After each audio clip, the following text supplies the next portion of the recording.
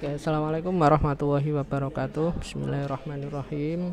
Alhamdulillahirabbil alamin. Allahumma sholli ala sayyidina Muhammadinil Fatihi lima ughliq wal khatimah sabaq nasiril haqqi bil haqq wal hadi ila siratikal mustaqim wa ala alihi haqqa qadri wa miqdaril azim. Rabbi shrah li sadri wa yassir li amri wahlul 'uqdatam min lisani yafqahu qawli. Amin ya rabbal alamin. Alhamdulillah, sekarang ini masih bersama saya ya, Hasan Bastomi, dalam kajian tentang kebekaan, yang mana pada kesempatan kali ini kita akan mengkaji tentang konsep SDM dan hubungannya dengan bimbingan dan konseling. Yang pertama ya, sebelum kita mengkaji tentang konsep SDM itu sendiri, kita mengetahui dulu tentang pengertian SDM.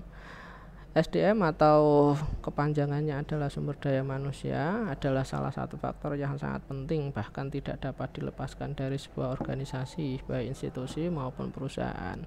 Jadi di sini yang menjadi titik poin adalah bahwa SDM itu sendiri merupakan sesuatu yang sangat penting ya. Nah, SDM juga merupakan kunci yang menentukan perkembangan perusahaan. Pada hakikatnya, SDM berupa manusia yang dipekerjakan sebuah organisasi penggerak, pemikir, dan perencana untuk mencapai tujuan organisasi. Jadi, selain SDM itu penting, ya, SDM juga merupakan ya penggerak ya dalam sebuah organisasi. Oleh karena itu, SDM itu sendiri perlu untuk di manajemen agar supaya organisasi itu semakin maju, agar supaya institusi itu semakin maju, agar supaya lembaga itu semakin maju, termasuk bentuk istilahnya pemberdayaan dari manajemen itu sendiri ataupun pengembangan manajemen itu sendiri. Selain dalam bentuk manajemen ya, itu dalam bentuk, salah satunya adalah dalam bentuk layanan bimbingan dan konseling. Sedangkan pengertian SDM sendiri dapat dibagi menjadi dua, yaitu pengertian mikro dan yang kedua adalah pengertian makro. Pengertian SDM secara mikro adalah individu yang bekerja dan menjadi anggota suatu perusahaan atau institusi atau lembaga dan bisa disebut sebagai pegawai, buruh atau karyawan ya. Itu SDM dalam pengertian mikro ya. Yang selanjutnya adalah SDM dalam pengertian makro. Penduduk suatu negara yang sudah memasuki usia angkatan kerja, baik yang belum bekerja maupun yang sudah bekerja. Jadi secara makro itu adalah penduduk suatu negara yang sudah memasuki usia kerja. Kalau yang mikro tadi adalah pekerja ataupun orang yang bekerja sebagai pegawai, buruh maupun karyawan. Ya, kedua-duanya baik yang mikro maupun yang makro itu perlu dikembangkan, itu perlu diberdayakan ya, salah satunya dengan di manajemen dan juga diberikan layanan bimbingan dan konseling. Yang selanjutnya adalah ketika kita berbicara SDM ya, kita juga berbicara tentang kinerja SDM, karena upaya pengembangan SDM itu sendiri tidak lepas dari tujuan, yaitu kinerja SDM agar maksimal dan juga bagus ya. SDM ya dalam sebuah organisasi atau perusahaan yang bisa dilihat dalam pengertian secara makro maupun mikro ya, dibedakan dua kategori, yaitu karyawan operasional dan juga karyawan manajerial, yang masing-masing memiliki perannya dalam organisasi atau perusahaan. Jadi masing-masing SDM itu ya memiliki peran masing-masing, yang mana peran masing-masing itu harus harus dilaksanakan ya secara maksimal ya. Oleh karena itu perlu upaya pengembangan, perlu upaya manajemen dan juga perlu upaya pemberdayaan bagi SDM itu sendiri. SDM tersebut yang akan mengelola jalannya proses bisnis pada suatu organisasi atau perusahaan, sehingga dibutuhkan kinerja yang optimal dari seluruh SDM yang ada dan terlibat dalam suatu organisasi atau perusahaan. Jadi sekali lagi, agar supaya ya SDM ini kerjanya optimal ya, agar supaya sumber daya manusia ini kerjanya optimal, maka perlu dikelola, maka perlu dimanajemen, maka perlu dikembangkan dan perlu untuk diberdayakan. Nah, kinerja dari karyawan itu sendiri ya itu adalah hasil kerja secara kualitas dan kuantitas yang dicapai oleh seorang karyawan dalam melaksanakan tugasnya sesuai dengan tanggung jawab yang diberikan kepadanya. Jadi berbicara tentang kinerja karyawan ataupun kinerja dari SDM itu sendiri itu adalah hasil kerja ya baik itu dalam bentuk kualitas maupun kuantitas yang dicapai oleh karyawan ataupun SDM tersebut ya sesuai dengan tugas dan tanggung jawabnya dan merupakan hasil kerja yang dicapai oleh seorang karyawan dalam melakukan pekerjaannya sesuai dengan ketentuan yang ditetapkan oleh perusahaan ya jadi kerjanya itu sesuai dengan ketentuan perusahaan. Kinerja karyawan yang baik dapat mengaruhi kepuasan kerja pada diri karyawan. Jadi kalau SDM-nya kerjanya baik ya maka dia akan merasa puas ya. Oleh karena itu istilahnya kualitas kerja ataupun keoptimalan ya kerja dari suatu SDM itu ya sangat berpengaruh ya baik itu dalam pengaruhnya bagi instansi ataupun perusahaan ataupun lembaga tapi juga berpengaruh terhadap diri sendiri yaitu ketercapaian kepuasan kerja ya. Lah kepuasan kerja yang muncul itu ya dapat membuat meningkatnya kinerja dari SDM itu sendiri.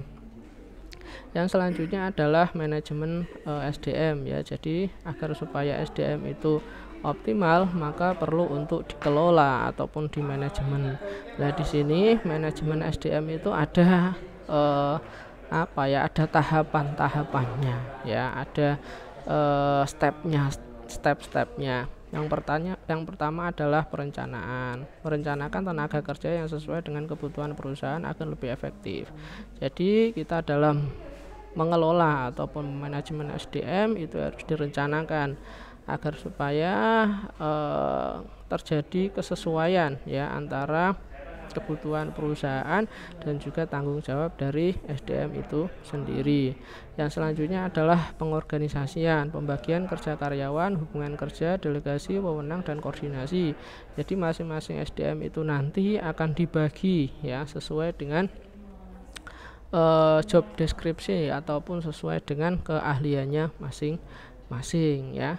Yang selanjutnya adalah pengarahan ataupun directing, mengarahkan semua karyawan untuk bekerja secara efektif. Jadi agar supaya pengelolaan SDM ini bisa optimal, maka harus selalu ada yang namanya pengarahan ya, agar supaya kerja mereka itu terarah dan sehingga kerjanya bisa efisien dan juga efektif. Yang selanjutnya adalah pengendalian atau controlling ya, mengendalikan dan mengawasi karyawan untuk taat pada peraturan yang ada. Jadi selalu diawasi, selalu dikendalikan agar supaya kerjanya sesuai dengan peraturan yang ada. Yang selanjutnya adalah pengadaan ataupun procurement, yaitu proses penarikan, seleksi, orientasi, dan induksi karyawan jika diperlukan. Jadi ada semacam proses seleksi ya bagi SDM itu sendiri. Jadi misalnya diperlukan maka kemudian ada semacam rekrutmen ya SDM ataupun karyawan. Yang selanjutnya pengembangan atau development, yaitu proses peningkatan keterampilan dari perusahaan bagi karyawan yang bisa disebut pelatihan ya. Jadi harus ada upaya pengembangan SDM ya melalui yaitu melalui pelatihan. Yang selanjutnya kompensasi, yaitu penghitungan atau pembagian balas jasa secara adil. Jadi SDM ataupun karyawan itu mereka sudah bekerja, maka mereka harus mendapatkan kompensasi ataupun balas jasa terhadap hasil kerjanya agar mereka lebih semangat dalam bekerja. Kemudian pengintegrasian atau integration, mempersatukan kepentingan karyawan dan perusahaan agar selaras dan tidak bertolak belakang. Jadi apa yang diinginkan oleh SDM ataupun karyawan itu harus selaras ya, harus integral dengan apa yang kemudian diinginkan oleh perusahaan ataupun lembaga, sehingga perlu upaya pengintegrasian ataupun pemersatuan kepentingan. Yang selanjutnya pemeliharaan, yaitu proses memelihara dan meningkatkan kondisi fisik, mental dan juga loyalitas. Jadi di sini SDM itu perlu dipelihara ya, baik fisiknya, mentalnya, dan juga loyalitasnya. Yang selanjutnya adalah kedisiplinan, pendisiplinan karyawan terhadap peraturan dan norma sosial yang ada. Jadi agar supaya mereka disiplin mematuhi peraturan-peraturan yang ada pada perusahaan tersebut.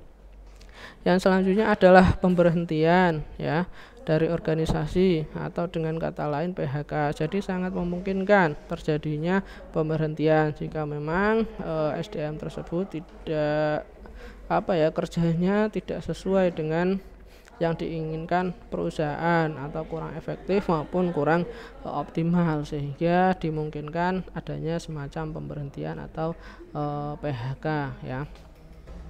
Yang selanjutnya BK dalam manajemen sumber daya manusia. Penerapan layanan BK dalam manajemen dapat diwujudkan dalam perencanaan program, pengorganisasian aktivitas, dan semua unsur pendukung BK. Ya, jadi memang istilahnya dalam kita memberikan layanan BK ya atau melaksanakan layanan BK itu perlu namanya perencanaan program, pengorganisasian, dan juga istilahnya semua unsur-unsur pendukung BK itu kita perlukan. Nah, BK perlu dilakukan sebagai aktivitas layanan yang bermutu, yaitu mampu mengintegrasikan, mendistribusikan, mengelola, dan mendayagunakan semua sumber daya secara optimal agar dapat mengembangkan seluruh potensi individu. Jadi layanan BK itu perlu diintegrasikan, didistribusikan, dikelola, didayagunakan agar supaya layanan BK yang kita lakukan nanti ya bersama rekan-rekan guru BK yang lain itu bisa optimal ya, sehingga bisa memenuhi seluruh kebutuhan ataupun mengembangkan seluruh potensi individu. Lah menurut Prayitno 1979, ruang lingkup kerja konselor di dunia usaha atau industri meliputi 5 bidang pelayanan, yaitu penempatan kerja, penyesuaian kerja, kepuasan kerja, kepindahan kerja, penempatan kerja, penyesuaian kerja, kepuasan kerja, kepindahan kerja, pengentasan masalah yang lain. Jadi ada beberapa itu ya ruang lingkup. Maaf, ini ada beberapa yang terketik double ya. Jadi ada beberapa itu penempatan kerja, penyesuaian kerja, kepindahan kerja ya, kepuasan kerja, dan juga pengentasan masalah. Itu adalah ruang kerja konselor dalam dunia industri ataupun dalam pengembangan sumber daya manusia di lingkungan perusahaan ataupun organisasi. Yang selanjutnya, fungsi manajemen sumber daya manusia dalam bimbingan dan konseling itu yang pertama adalah planning ya, perencanaan. Jadi layanan bimbingan dan konseling itu perlu untuk direncanakan. Yang selanjutnya adalah pengorganisasian ya, perlu untuk diorganisasikan agar supaya sesuai dengan tugas dan juga kerja masing-masing ya. Itu misalnya koordinator BK nanti tugasnya apa, terus kemudian guru-guru yang lain tugasnya bagaimana, terus kemudian guru mata pelajaran tugasnya bagaimana, itu perlu diorganisasikan. Terus aktuating, pengarahan ya harus diarahkan sesuai dengan tujuan dari bimbingan dan konseling itu sendiri, tujuan dan juga tujuan dari lembaga ya tentunya. Terus yang selanjutnya dan juga sesuai dengan kebutuhan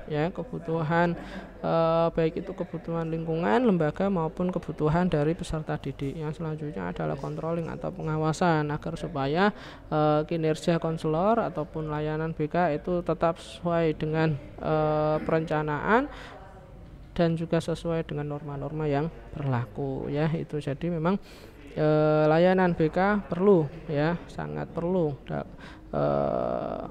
MSDM itu sangat perlu dalam pengembangan layanan bimbingan dan konseling ya. Mungkin itu yang bisa kita kaji pada kesempatan kali ini ya. Terima kasih atas perhatiannya. Tetap jaga kesehatan. Mohon maaf atas segala kekurangan. Dari saya cukup sekian. Wa ma fi Assalamualaikum warahmatullahi wabarakatuh.